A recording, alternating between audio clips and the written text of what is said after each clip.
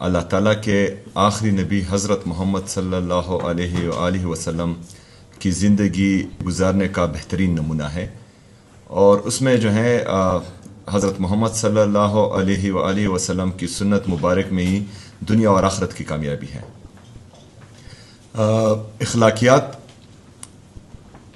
کا سلیبس یا سبجیکٹ اس لیے متعارف کرنا ضروری تھا تاکہ ایک تو بچپن سے ہی ہمارے بچوں کو یہ پتہ لگے کہ ہمارے اسلامی روایات کیا ہیں، ہمارے جو پختون روایات ہے کیا ہے، ہمارے علاقائی روایات کیا ہے، ان کو بچپن سے ہی پتہ چلے، کیونکہ آج کل انٹرنیٹ کا زمانہ ہے، ہر بچے کے ہاتھ میں موبائل ہیں، اور میں نہیں چاہتا کہ جو ہمارے کلچر، ٹریڈیشنز، نارمز، ویلیوز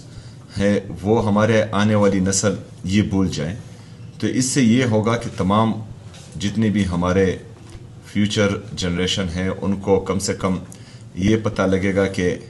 ہمارے اخلاقیات میں کیا کیا چیزیں ضروری ہیں۔ اللہ تعالیٰ کے آخری نبی حضرت محمد صلی اللہ علیہ وآلہ وسلم کی زندگی گزارنے کا بہترین نمونہ ہے، اور اس میں جو ہے حضرت محمد صلی اللہ علیہ وآلہ وسلم کی سنت مبارک میں ہی دنیا اور آخرت کی کامیابی ہے۔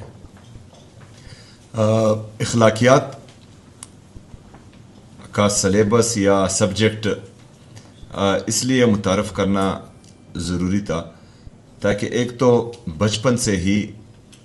ہمارے بچوں کو یہ پتہ لگے کہ ہمارے اسلامی روایات کیا ہیں، ہمارے جو پختون روایات ہے کیا ہے، ہمارے علاقائی روایات کیا ہے، ان کو بچپن سے ہی پتہ چلے، کیونکہ آج کل انٹرنیٹ کا زمانہ ہے، ہر بچے کے ہاتھ میں موبائل ہیں،